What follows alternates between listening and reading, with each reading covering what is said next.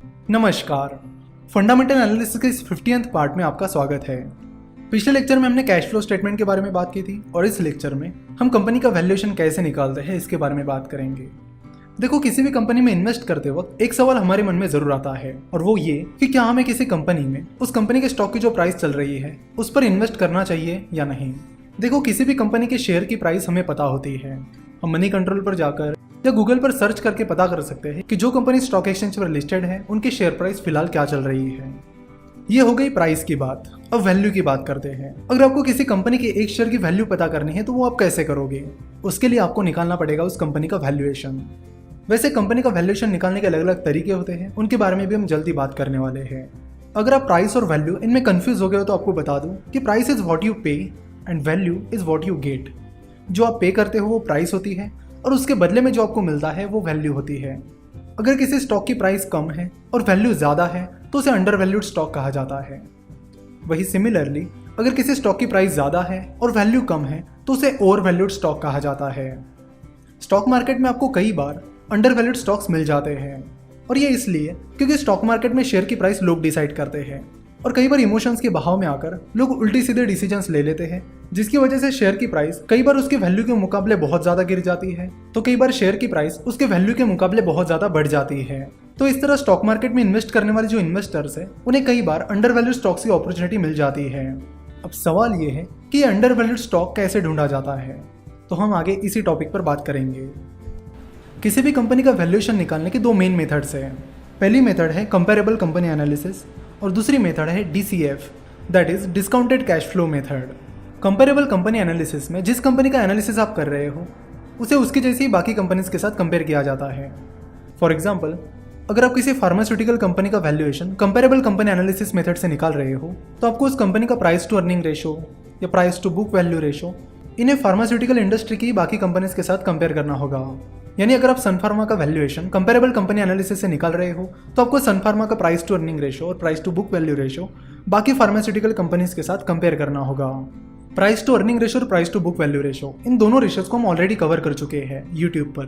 तो अगर आपको उन वीडियोस को देखना है तो आप यूट्यूब पर प्राइस टू अर्निंग रेशो और सामने फिनोवेशंस लिखकर सर्च करिए तो आपको वो वीडियोस मिल जाएंगे। Comparable company analysis method stock exchange पर लिस्टेड कंपनीज का वैल्यूएशन निकालने के लिए उतनी इफेक्टिव मेथड नहीं है। हाँ, अगर आप स्टार्टअप का वैल्यूएशन निकाल रहे हो तो उसके लिए ये मेथड बहुत ज़्यादा चलती है। जैसे कि ई कॉमर्स कंपनी का एनालिसिस किया जाए तो उसमें अलग अलग ई कॉमर्स कंपनी का GMV that is gross merchandise value compare करके उनका वैल्यूएशन निकाला जाता है। तो GMV कंपेयर करके ये जो वैल्यूएशन निकाला जाता है ये कंपेरेबल कंपनी एनालिसिस है जो कि मेनली स्टार्टअप्स में चलता है। कंपेरेबल कंपनी एनालिसिस में ना ही कंपनी की इंट्रिंसिक वैल्यू निकाली जाती है ना ही उसकी फ्यूचर ग्रोथ का कैलकुलेशन किया जाता है। तो अगर कंपेरेबल कंपनी एनालिसिस मेथड उतनी इफेक्टिव नहीं है तो फिर वो कौन सी मेथड है जिसे हम यूज कर सकते हैं? तो वो मेथड है DCF, that is discounted cash flow method. Discounted cash flow method में कंपनी की इंट्रिंसिक वैल्यू निकाली जाती है। यानी कंपनी की प्राइस तो सभी को पता है पर कंपनी की जो इंट्रिंसिक वैल्यू है वो निकालने का तरीका है DCF मेथड। इंट्रिंसिक वैल्यू का मतलब है कि कंपनी के फ्यूचर ग्रोथ को देखते हुए कंपनी की स्टॉक प्राइस क्या होनी चाहिए। अगर कंपनी की प्राइस उसके इंट्रिंसिक वैल्यू से काफ़ी ज़्यादा कम है तो उसे अंडर वैल्यूड स्टॉक कहा जाता है और अगर कंपनी की प्राइस उसके इंट्रिंसिक वैल्यू से काफ़ी ज़्यादा है तो उसे ओवर वैल्यूड स्टॉक कहा जाता है। डिस्काउंटेड कैश फ्लो मेथड से किसी भी कंपनी के इंट्रिंसिक वैल्यू निकालने के लिए आपको ज़रूरत है उस कंपनी का फ्री कैश फ्लो पता करने की। जैसे कि हमने पिछले लेक्चर में ही बात की कि फ्री कैश फ्लो का फॉर्मूला है cash from operating activities minus capital expenditures. तो यहाँ पर हम DCF मेथड से ICICI सिक्योरिटीज़ की इंट्रिंसिक वैल्यू निकालने वाले हैं।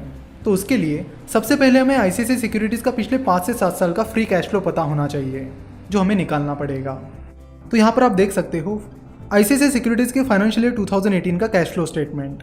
तो फाइनेंशियल ईयर 2018 में ICICI सिक्योरिटीज़ की cash generated from operating activities 71.1 crore है और उसका capital expenditure that is purchase of fixed assets है 22.3 करोड़। तो यहाँ पर कैश फ्रॉम ऑपरेटिंग एक्टिविटीज से कैपिटल एक्सपेंडिचर्स माइनस करने के बाद आपको कंपनी का फ्री कैश फ्लो मिलेगा जो कि आता है 48.8 करोड़। सिमिलरली आपको कंपनी के पिछले कुछ सालों का फ्री कैश फ्लो भी कैलकुलेट करना पड़ेगा। तो फाइनेंशियल ईयर 2017 में कंपनी का फ्री कैश फ्लो आता है 149.4 करोड़। फाइनेंशियल ईयर 2016 में कंपनी का फ्री कैश फ्लो था 212.5 करोड़। फाइनेंशियल ईयर 2015 में 199.4 करोड़ और फाइनेंशियल ईयर 2014 में 175.3 करोड़। तो ये है कंपनी का पिछले 5 सालों का फ्री कैश फ्लो।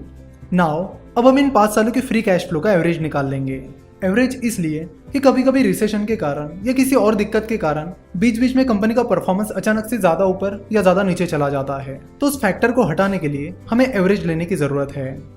तो यहाँ पर आईसीआईसीआई सिक्योरिटीज़ के पिछले 5 सालों के फ्री कैश फ्लो का एवरेज है 157 करोड़। नाउ इसके बाद हम समझेंगे नेट प्रेजेंट वैल्यू को। तो आपकी आज की असाइनमेंट है कि नेट प्रेजेंट वैल्यू क्या है ये आपको पता करना है, और नेक्स्ट लेक्चर में हम यहाँ से कंटिन्यू करेंगे। आशा करता हूँ कि आपको ये वीडियो पसंद आई होगी।